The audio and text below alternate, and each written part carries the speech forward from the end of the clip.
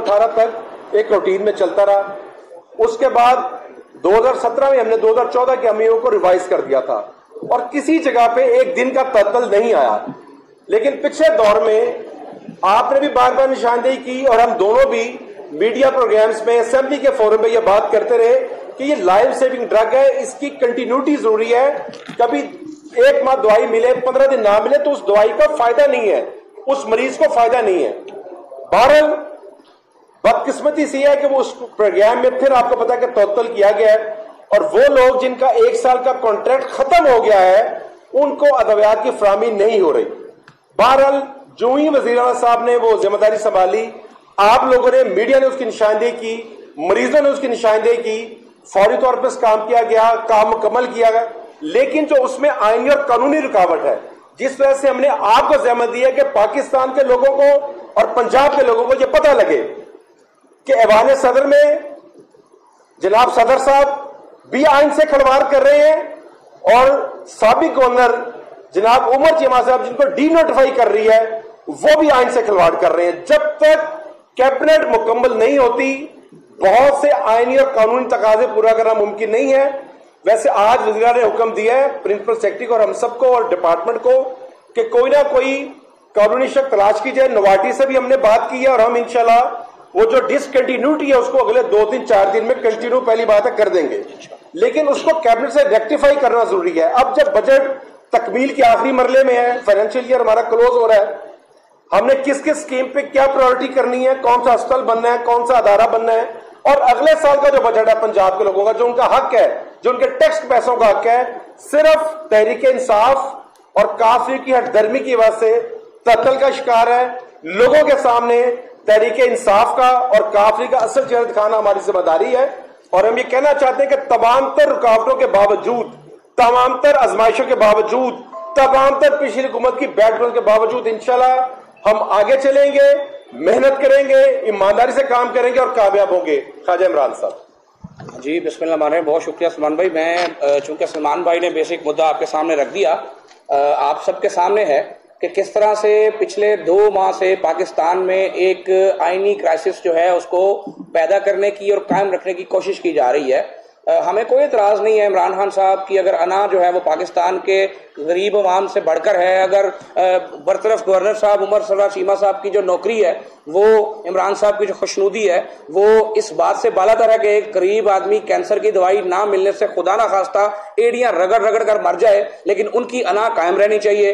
इमरान खान साहब की अना जो हिमालय से बुलंद है वो कायम रहनी चाहिए कि अगर इमरान खान साहब हुकूमत में है तो पाकिस्तान है, अगर इमरान साहब हुकूमत में नहीं है तो खुदा ना खास्ता मेरे मुंह में हाथ पाकिस्तान नहीं है, तो पाकिस्तान इंशाल्लाह था, पाकिस्तान है और इंशाल्लाह वल अजीज कायम दायम रहेगा। लोग आएंगे चले जाएंगे, तो किसी चीज की अना, किसी चीज का मामला पाकिस्तान से, पाकिस्तान की आवाम से बढ़कर नहीं है अल्लाह के फजल से, और हमारी लीडरशिप ने कभी अना नहीं रखी। आप आज मुसलसल कान पक गए हैं ये सुन सुन के कि जुलाई में जनाब आपको पता चल गया था कि हुकूमत के खिलाफ अदम एतमाद अपोजिशन लाने वाली है, और जुलाई में जब पता चल गया था तो फिर भी 27 मार्च को जो वो आपने कागज लहराया, उसके बाद आपने साजिश का इल्जाम लगा दिया। तो खुदा का वास्ता पहले बोलने से पहले सोच तो लिया करें कि आपने एक दफा कहा है कि जनाब साजिश हुई है, फिर आप दूसरे तो बयान में कहते हैं कि मुझे तो 6 माह 8 माह पहले ही पता था। तो दोनों में से किस बयान को पाकिस्तान की कौम जो है वो सच तस्लीम करे? साजिश तो नवाज शरीफ साहब का हक था कि वो ये कहते कि जिसने एक सुपर पावर के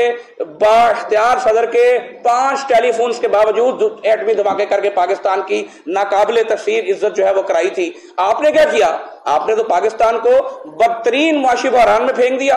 आप इस काबिल नहीं है कि आप अपनी 4 साल कारकर्दगी के बारे में कोई लफ्ज कह सकें, क्योंकि जो लंगर खाने आपने खोले थे वो भी सलानी वालों के निकले हैं, वो आपका उसमें कोई अमल दखल नहीं निकला। तो जिस शख्स ने जो कहता था कि जनाब मुझे ये गवारा नहीं है कि हम आपका प्राइम मिनिस्टर जो है मुल्कों में पैसे मांगने जाए, तो भाई सारी उम्र तो आपने चंदा मांगा है। नवाज शरीफ साहब से 50 करोड़ आपने 1985 में लिए थे, तब से आप मांगना शुरू हुए हैं। सारी जिंदगी आपकी जो एक्सपर्टी है, जो पीएचडी है, वो तो मांगने में है। तो आप तो मांगते थे, मांगते हैं और मांगते रहेंगे। आपने मांगते मांगते आजाद कश्मीर का प्राइम मिनिस्टर जो है उसको भी आउटसोर्स कर दिया। तो कहने का मकसद है कि कौम पर रहम करें। आपने अपनी अना बहुत चला ली, और आपने जो परवेज अली साहब जिनके बारे में मशहूर था किसी जमाने में कि चौधरी बरादरान की रवायात बड़ी बुलंद और बाला है, चौधरी साहब बड़े अदब से अर्ज करूं, आपने अपनी रवायतों को दफन कर दिया है। जो कुछ पंजाब असेंबली में तमाशा हुआ, जो हठधर्मी करने की कोशिश की गई, आपके यहां बीट रिपोर्टर्स बैठे हैं, मैं चैलेंज करता हूं कि आपको भी इस बात का पता है कि मोहम्मद खान भट्टी को यह जिम्मा दिया गया था कि जो मर्जी काउंटिंग हो, आपने वही काउंटिंग शो करनी है कि जो काउंटिंग जो है वो आपको प्रेसिडेंट साहब कहेंगे। अगर हमारे पास अक्सरियत हो ना हो, आपने कह देना कि अक्सरियत है, और इसीलिए मीडिया के दरवाजे पंजाब असेंबली के लिए बंद कर दिए गए थे। ये कोई मार्शल है? ये कोई बदतरीन आमरीयत है कि आप पंजाब असेंबली के दरवाजे, जो पाकिस्तान का, पंजाब का मुकद्दस तरीन मकाम है, आप उसको मीडिया के लिए उसके दरवाजे बंद करके कहें कि आप इलेक्शन होगा? आपने चीफ मिनिस्टर पंजाब के आईनी और कानूनी इलेक्शन में जो रुकावटें खड़ी की, जो हठधर्मी दिखाई, जो सीन आपकी वजह से क्रिएट हुआ, मैं और सलमान रफीक, हम भी बहैसियत पॉलिटिकल वर्कर इस पर खुश नहीं है। ये सीन नहीं होना चाहिए था, लेकिन कौन लोग इसके जिम्मेदार हैं? कितनी देर हठधर्मी बर्दाश्त की जाएगी? आज अगर इस सूबे का काम तकरीबन रुका पड़ा है, हम तमाम तर कमिटमेंट्स के बावजूद, तमाम तर मेहनत के बावजूद, हम चाहते हैं कि रात से पहले लोगों को अद्वियात जो है अस्पतालों में फ्री मिलना शुरू हो जाए। हम चाहते हैं कि लोगों के लिए जो आसानी हम कर सकते हैं वो फौरी तौर पर हम कर दें। आप पेट्रोल की कीमत को अनाउंस करके चले गए हैं, आपने उसके लिए एक टेडी पैसा जो है वो बैक एंड पे नहीं रखा। आप तमाशे करते हैं, लोगों से झूठ बोलते हैं, ड्रामे करते हैं, और इस जुठाई से झूठ बोलते हैं कि आपको शर्म भी नहीं आती। तो खुदारा, इस मुल्क पर जो नहुसत आई है आपके झूठ और आपके बुख्तान की वजह से, उस नहुसत को टलना चाहिए। पाकिस्तान के लोगों का कोई कसूर नहीं है, इनको आगे चलना चाहिए। मुल्क को आगे चलने दें। मुल्क को आगे जाने में जो रुकावट डालेगा, आइन, कानून, तारीख उसको माफ नहीं करेगी। आज पंजाब जो 12 करोड़ अवाम का सूबा है, आप उस सूबे के साथ मजाक कर रहे हैं। आपको बाद में याद आता है कि जनाब वो तो गलती हो गई थी, वो तो इस्तीफा जो बुजदार साहब का था वो तो जनाब गवर्नर को एड्रेस करना था। क्या आपको ये पता नहीं है कि चौधरी सरवर साहब जो आपके गवर्नर थे, उन्होंने बुला के आपसे तसल्ली शाफी कर ली थी, और उस वक्त आपका ये क्लेम था कि हमने तो जनाब फिजिकली बुला के जो है इस्तीफे के बारे में पूछ लिया है, और अब आपको वो तमाशा याद आ गया। जो मर्जी आप कर लें, आप फारग हो चुके हैं, और आप जो बड़े बड़े बुलंदोबाग दावे करते हैं, मुनहरफ अरकान, जमीर, लोटे, क्या आपको उस वक्त आपका जमीर नहीं जागता था जब आप और आपके चीफ मिनिस्टर बड़े अदब के साथ, बड़ी ढिठाई के साथ हमारे मुनहरफ अरकान के साथ मीटिंग्स किया करते थे? आप वो तस्वीरें जनाब शायद अखबारों में शाया करते थे, उनको हेडलाइंस में चलाते थे। उस वक्त तो जब 5-6 अरकान मुनहरफ हुए थे, जब आपकी अखलाकियात कहां थी? आज आपके अरकान आपको छोड़कर गए हैं। आपको इसलिए छोड़कर गए हैं कि गली मोहल्ले में आपकी बदतरीन महंगाई और नाकामी की वजह से उनको जिल्लत का सामना करना पड़ता था। वो इसलिए छोड़कर नहीं गए कि उनको कोई इक्तदार चाहिए था। इक्तदार में तो भाई वो पहले मौजूद थे, वजारतें तो उनके पास पहले से मौजूद थी। ये तारीख में पहली मर्तबा हुआ है कि वजारतों को ठोकर मारकर जो लोग ओपोजिशन में आकर खड़े हुए हैं, वो आपकी बदतरीन नलायकी, आपकी बदतमीजियां, आपकी ख्वाहिशात, जो आप चाहते थे कि लोग बदतमीजी का कल्चर अपनाएं, आप उसको स्नब करते थे कि जो बदतमीजी नहीं करता था। आप उसको जलील करते थे जो गाली देकर बात नहीं करता था। आप ड्रामे और तमाशे वालों को, जिनका आपकी 22 साल जदोजहद में कोई किरदार नहीं था, उनको पसंद फरमाते थे। आप उस शहबाज गिल को, जो नहीं जानता था कि ये कौन है, आपकी पार्टी नहीं जानती थी ये कौन है, आपने उसको पूरी तरीके इंसाफ का मामा बना के रखा हुआ है। आप ब्लू आइड बॉयज उसको बनाते हैं जो ज्यादा बदतमीज है, जो ज्यादा बड़ी गाली दे सकता है। खुदारा, इस मुल्क पर रहम करें। ये मुल्क ला इलाहा इल्लल्लाह मोहम्मद रसूलुल्लाह की बुनियाद पर बना है। यहां पर रवायत,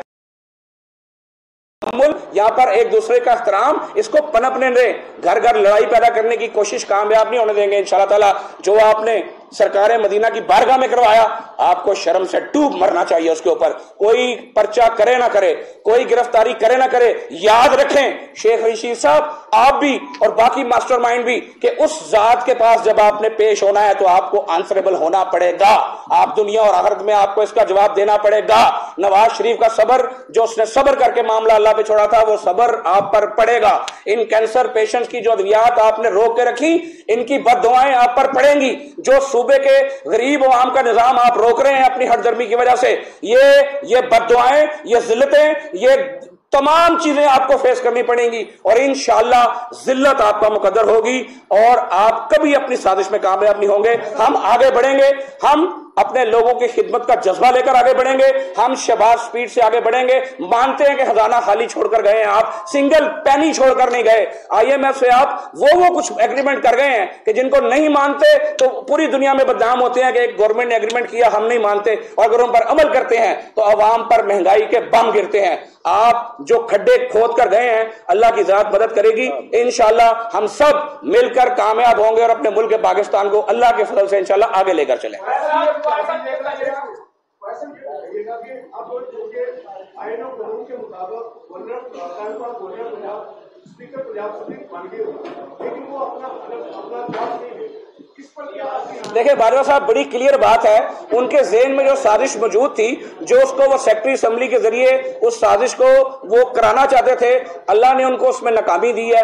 अब वो अपनी हिफत में ढा रहे हैं, हर सूरत बाय हुक एंड क्रुक वो चिमटे रहना चाहते हैं।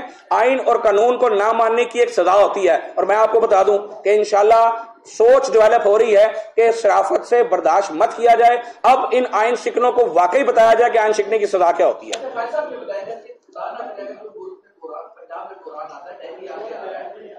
जिम्मेदारों का दायरा जब तक काबीना नहीं होगी, कोई बड़ा बजट कानून नहीं करा सकते।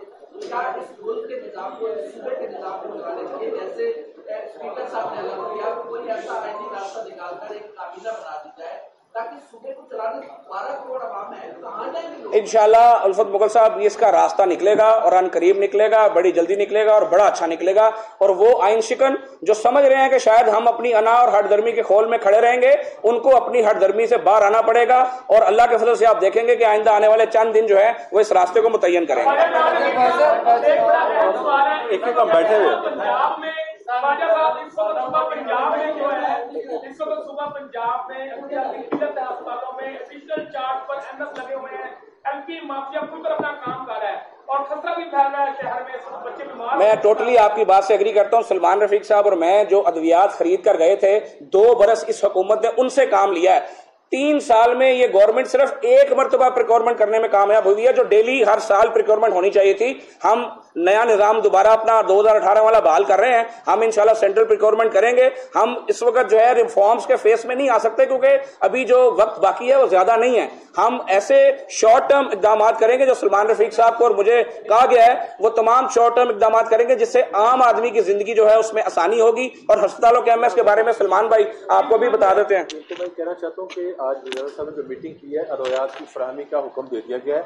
वो एक प्रोसीजर आपको पता है प्रिक्योरमेंट होगी। जो आपने एक और बात की है ना, बसत अफसोस पिछले 3-4 साल में जो मेरे लिए बहुत बाइस शर्म है, हालांकि मैं उस सिस्टम में नहीं था, ये जो ट्रांसफर पोस्टिंग के पैसों का एक नया दौर शुरू किया गया है, और डॉक्टरों, नर्सेज, एमएससी से जो वसत अदब, ये इंतहाई अफसोसनाक है। जो आपने बात की है, ऐसे जितने भी लोग हैं ना, ये आपको किसी हिसाब पे नजर नहीं आएंगे।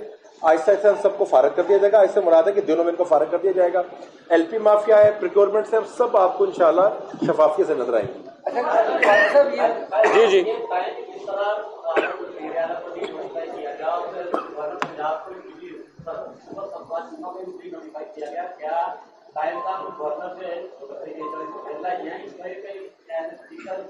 देखिए, हम तो सियासी लोग हैं, हम तो चाहते हैं कि सियासत में बातचीत से रास्ते निकलें और एक कुशन जो है उसको पैदा किया जाए, रवादारी से मामला चले।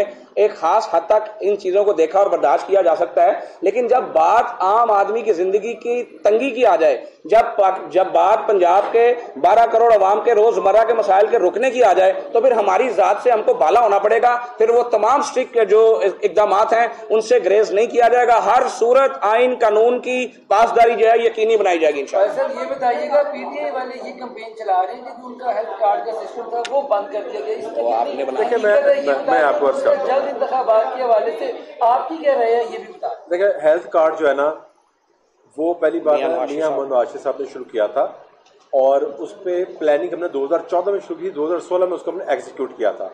पंजाब में आपको जितना भी काम नजर आता है वो उसी कंपनी ने किया था, जिन कंपनियों का तस्करा साबिक चीफ जस्टिस साहब भी करते थे और इमरान खान साहब भी करते थे। उसके बाद उन्हीं कंपनीज को कंटिन्यू किया गया, उन्हीं के थ्रू काम किया गया। जितने कॉन्ट्रैक्ट्स थे उसके लीगल, फाइनेंशियल, जितना उसका लीगल फ्रेमवर्क था वो हमारे दौर में तैयार हुआ था।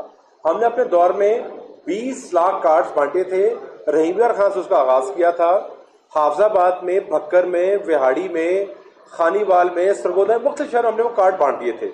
अच्छा, इस वक्त जो सेहत कार्ड है, पहली बात तो हम कंटिन्यू करेंगे, उसको रिव्यू हम ये जरूर करेंगे। जो अभी एक प्रपोजल है कि मेरा जो एक रुकन असेंबली है या मैं जो टैक्स पे हूं, मेरा प्रीमियम क्या हुकूमत देना है या गरीब आदमी का देना है? क्योंकि मेरा प्रीमियम हुकूमत क्यों दे? क्लास 1 के अफसरों का या जो टॉप अरबपति करोड़ में उनका प्रीमियम हुकूमत क्यों दे? इस पे हम गौर करेंगे, उसको कंटिन्यू करेंगे, उसमें इंशाल्लाह बेहतरी लाएंगे। और उसमें जो इतलात बाज मिली हमें, जो ज़ाहिर है कि हम उसको इन्वेस्टिगेट करेंगे। अगर उसमें किसी प्राइवेट अस्पताल की फोर्जरी या चीज शामिल है उसको भी इंशाल्लाह उसमें मैं एक चीज ऐड करना चाहूंगा कि जो इमरान खान साहब कहा करते थे कि आपको याद है कि ये किसी के बाप का पैसा नहीं है, तो मैं उनको याद कराता चलूं कि ये पाकिस्तान का हेल्थ कार्ड है, ये पाकिस्तान की रियासत का हेल्थ कार्ड है, ये पाकिस्तान तरीके इंसाफ का कार्ड नहीं है। तो जो उन्होंने अपनी पार्टी का परचम पेंट करके नाम लिखा हुआ है, ऐसे इकदाम से शर्म आनी चाहिए। इस इकदाम को मैं पुरजोर सिफारिश करूंगा चीफ मिनिस्टर पंजाब से भी और प्राइम मिनिस्टर पंजाब पाकिस्तान से भी कि इस कार्ड का नाम जो है दोबारा पाकिस्तान हेल्थ कार्ड किया जाए और पार्टी परचम जो पीटीआई का है इसको फारग किया जाए।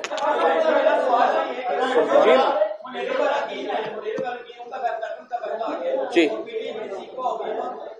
देखिए, उसमें बड़ी खुली सी बात है, उसमें सीख पाने की क्या बात है। एक शख्स के ऊपर आप कत्ल का इल्जाम लगाते हैं, उसने कत्ल किया ही नहीं है, तो आप उसको 302 में फांसी तो नहीं दे सकते। उन्होंने वोट दिया ही नहीं, तो किस बात की उनको सजा मिलेगी। जो पंजाब में है, मैं आपको खुल के एक बात कह दूं, आप मुझे बताएं क्या परवेज इलाही साहब का ताल्लुक पाकिस्तान तहरीक इंसाफ की पार्लिमानी पार्टी से है? यकीनन नहीं है। क्या पार्लिमानी पार्टी का जो कैंडिडेट का नोटिफिकेशन होना था, क्या वो नोटिफिकेशन हुआ? यकीनन नहीं हुआ। असद उमर साहब ने अगर एक खत लिखा तो असद उमर साहब की capacity secretary general Tehreek Insaf की जरूर है, लेकिन पंजाब की पार्लिमानी पार्टी का ऑफिशियल नोटिफिकेशन कहीं मौजूद नहीं है। जब ऑफिशियल नोटिफिकेशन ही मौजूद नहीं है तो अरकान अपनी मर्जी के लिए आजाद थे। परवेज इलाही साहब का ताल्लुक भी तीसरी पार्टी से था, हमजा शहबाज साहब का ताल्लुक भी तीसरी पार्टी से था, तो उन्होंने अपनी चॉइस की है, उन्होंने कोई इलीगल काम नहीं किया। अगर उनको बाउंड किया जाता, उनको रिटर्न नोटिफिकेशन दिया जाता, उनको कहा जाता कि परवेज इलाही साहब को आपने एज अ पार्लिमानी लीडर वोट देना है, तो यकीनन वो उसकी पासदारी करते।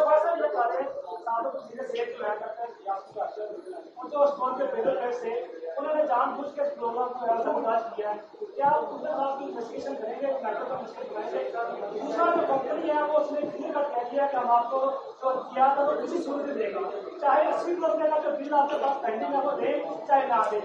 आपकी कमीना है नहीं, तो जो एमओयू साइन है वो किससे करवाएंगे? एक तो 6000 मरीज है, मैं बताता हूँ। हाँ सही है, मरीज है टोटल, वो सबको ये नहीं कि दवाई नहीं मिल रही। जिनका तो कॉन्ट्रैक्ट 1 साल का उनको तो मिल रही है, जिनका 1 साल का मुकम्मल हो गया ना उनको नहीं मिल रही। अच्छा, उनसे हमारी जो आज बात हुई है नोवार्टिस कंपनी से, उनका जो लीगल सेल है कल या परसों तक उनसे कॉन्ट्रैक्ट आ जाएगा। आज वज़ीर साहब की मौजूदगी में ये जो कानूनी नुक्ता है हमने पहली बार डिस्कस किया था, उसका हम रास्ता तलाश कर लेंगे। असल प्रायोरिटी है कि लोगों को कैंसर की अद्वियात मिले। जब आप कैंसर के अद्वियात लोगों को फराहम करने शुरू कर देंगे, कोई ना कोई कानूनी नुक्ता निकल आएगा, उनको पेमेंट भी कर दी जाएगी। और जो आपने पहले बात की है, देखिए वो जिम्मेदारी पॉलिटिकल ऑनरशिप की है। कैबिनेट कमेटी ने जो फाइनेंस की कैबिनेट कमेटी थी ना, उसने उसको वेट करना था, तो फिर तसाहुल का और सुस्ती का मुजाहरा तो फिर वज़ीर आला साहब की तरफ से और कैबिनेट कमेटी की तरफ से किया गया। तो अफसरों ने तो आपको कहना है, अगर वज़रा ही काम ना करें और फाइलों को लेकर बैठ जाए, वज़ीर आला लेके फाइल को बैठ जाए, कैबिनेट कमेटी फाइलों को लेकर बैठ जाए, तो वो जिम्मेदारी तो पॉलिटिकल लोगों की है।